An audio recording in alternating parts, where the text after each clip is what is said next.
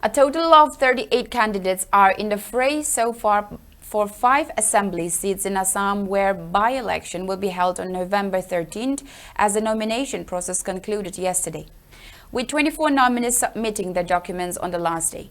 According to a report by an agency, 3 candidates filed their nomination papers for Dholai, 1 for Sitli, 1 for Bongaigaon, 12 for Samaguri, and 3 for Behali yesterday.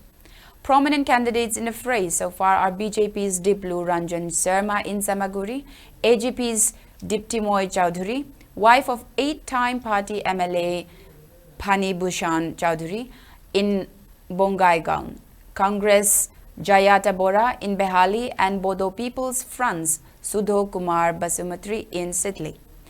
The nomination papers will be scrutinized on October 28 and the last date for withdrawal of nomination is October 30th.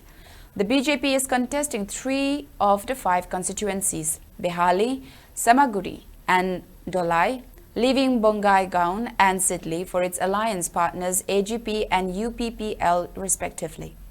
The Congress is contesting all the 5 constituencies. The by-elections were necessitated following the election of the sitting MLAs to the Lok Sabha earlier this year.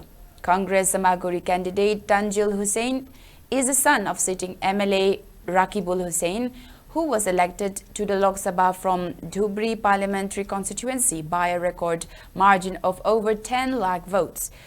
Dholai's BJP MLA and former cabinet minister Parimal Suklabaidya was elected to Lok Sabha from Silchar parliamentary constituency, while his party colleague Ranjit Datta from Behali won the Sunitpur Lok Sabha seat. NDA's alliance partner AGP's sitting MLA from Bongaigaon, Pani Bhushan Chowdhury, was elected from the Barpeta Lok Sabha seat, while the UPPL MLA from Sitli, Joyanta Basumatri, was elected from Kokrajhar parliamentary constituency. Polling will be held in the 5 seats on November 13th and votes will be counted on November 23rd.